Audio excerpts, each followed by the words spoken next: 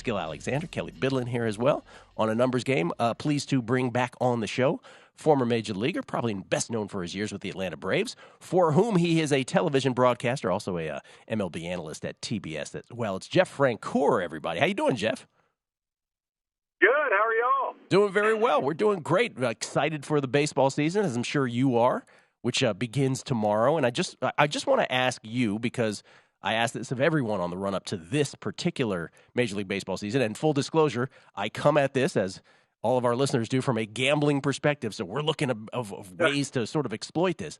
But what is your best guess, and maybe it's not even a guess, maybe it's an educated speculation here, Jeff, of how all of these rule changes will affect things early in ways that perhaps we can't anticipate? Well, I think one of the big things is, okay, as a former guy, as a hitter, you've had more time between pitches to kind of think a little bit. So I was down, I did a spring training game last week, okay? And Jared Schuster, who won the Braves' fifth starter job, was facing Pete Alonso, and it was a 2-0 count. And within 28 seconds, not only did he get two strikes on him and go 2-2, he threw a fastball in and jammed him and rolled over. And my thought process to this is, hitters, for the most part, think as he at bat. I know we talk about having a game plan, but you also have what you call mid-at-bat adjustments. And I think there's going to be numerous times where these pitchers are going to be able to exploit a guy getting a good hitting count, and all of a sudden it just happens quick. And by that I mean you're getting back in that box, that pitcher's throwing, and sometimes I think it's going to be hard for these hitters to think with the pitchers. And I think if a pitcher is rolling, he can really take advantage. I think what you're going to see is some of these starters, when they get on a roll, I think you're going to see them really rack up 5, 6, 7 innings of low-scoring games, at least early on until the hitters can adjust. See, that's fascinating to me, because you're not the first former major leaguer who has that sort of opinion, which is kind of contrary to the conventional wisdom of all of us who are just sort of speculating, which is, of course, the rule changes are designed to eliminate the home run, walk, strikeout world, that the environment that baseball's had all these years, to elicit more singles and doubles and stolen bases. But that's such a fascinating thing where it's like, oh, no, maybe short-term it will do just the opposite. Yeah, and look, I think people put the ball in play.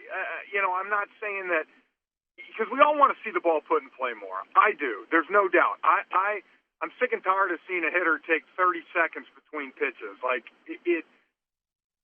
the one thing I said when I did a spring training game and really have watched it, I would change the 8th, 9th inning to give guys a little more time. I'm not saying not have a pitch clock if you want, but take it from 15 to 20 seconds or 22. And the reason I say that is you want to build the drama a little bit.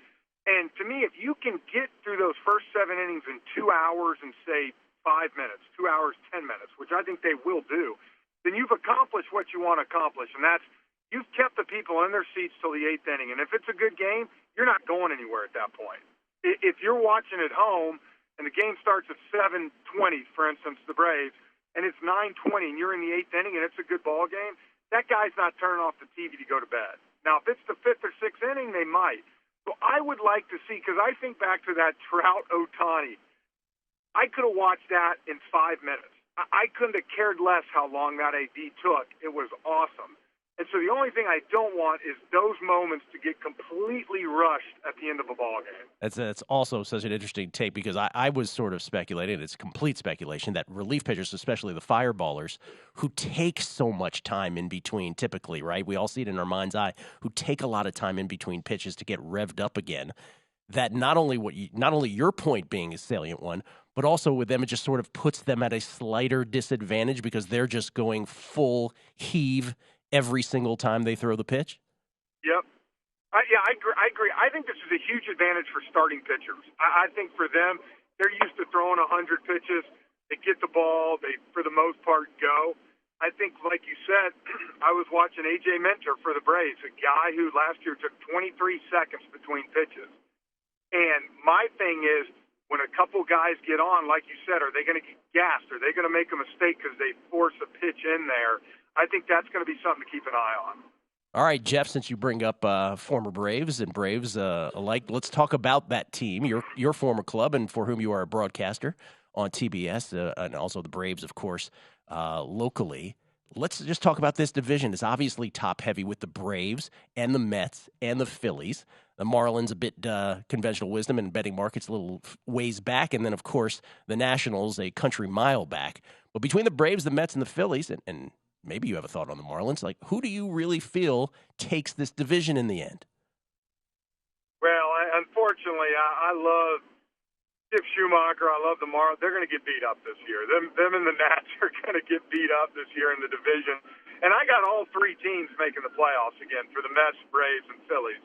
The one thing I will continuously say, and I heard Buck Sherwalter say this, until you knock off, to me, the Braves, they're the favorites to win the division to me. I know that the other teams went and did some splashes, but when you look at the Braves starting pitching, depth-wise as a whole, you look at that bullpen, and then you look at that offense. This is a proven team with all proven positions, that guys that win ball games. I mean, you look what the Braves did to the Mets last year. They ran them down and still won 101 ball games, and that was getting off to a horrid start last April. And so, look, this team's built to win. They got great starting pitching. They got a strong bullpen at the back. And like I said, they got one of the top offenses. But I think a big thing, the Phillies lineup is going to be great. Even with losing Hoskins, I get it.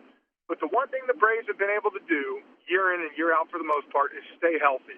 And, that's the big thing. Yes, Verlander, Scherzer, good Lord, man. On paper, it is awesome running those two guys out. But at their age, you also got to see if they can stay healthy, if they can throw a full year, if they're not going to miss starts. So I think it's going to be a great division. I think all three teams, it's going to come down to the end. And I said it, man. If I was betting there, I would say these same six teams for me in the National League are going to be in the playoffs again this year. That is my gut feeling. Same six, no change. Interesting. So I guess, yeah. Go ahead. Oh, no, I was going to say, go ahead with your thought on that. Yeah, I see the same six teams. Could it be different? Could the Padres win the division? Dodgers do the wild card? Yes. Could I see the Mets or Phillies win the division? Braves wild card? Yes. But I just think, and then in the Central, I just think the Cardinals have too much firepower. When you got Goldschmidt and Arenado in the same lineup, I would be tough-pressed and see them not win that Central. Okay. Let me leave you with this. If I came to you from the future, from October, the beginning of October, and I said, hey, Jeff, maybe it's in the NL, maybe it's in the American League, that there is a club, and this is particularly an interesting question when it comes to baseball, right? Because it's 162 games followed by a postseason that tends to be really a different game, right? Different format, much more random. So it's cruel in that way. Ask the Mets for sure about their experience last year. But what's the club that most people right now don't feel are necessarily a postseason club, but it actually happened? If it did happen with some club, either AL or NL, what's the most likely candidate as far as you can see right now? Well, I'll tell you this. In the NL, it's the Brewers, and it's because of their arms. When you got Burns, Woodruff, Peralta going out there, those guys have the ability to shut down other teams. I think a big key to them, if Christian Yelich gets back on the Christian Yelich train, that team could make noise because of that. Now, the problem for them is if they're teetering, at 500 some point, do they sell some of those guys and try to rebuild? That's going to be the question for them. But I could see them making noise. And on the other side, this team made the playoffs last year. But I'm a big fan of the Seattle Mariners. Me and Brian Anderson called that playoff series with the Astros. And I will tell you right now, the Astros swept through the playoffs last year. But if you go back and look at that 3-game series versus the Mariners, because I called it, they had that huge walk-off. The Mariners dominated Game 1. They dominated Game 1, and Alvarez hit that home run.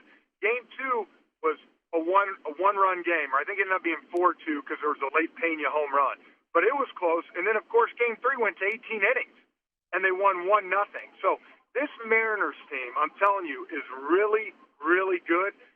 It reminds me of, remember 20 years ago, Sean Alexander, and they went to the Super Bowl, and no one ever talked about them because they're in Seattle. Yeah. No one ever watches them. They're in Seattle.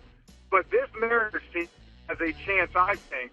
If I think it's a great team, lay a little cheese down, you can get some good odds because I could see them going deep in October. There we go. Lay a little cheese on the Mariners. Jeff, you're always getting that team. You know, me in the NFL. Jeff, I gotta run, but I appreciate it. Thank you so much. Go to VSiN.com/subscribe to become a VSiN Pro subscriber today.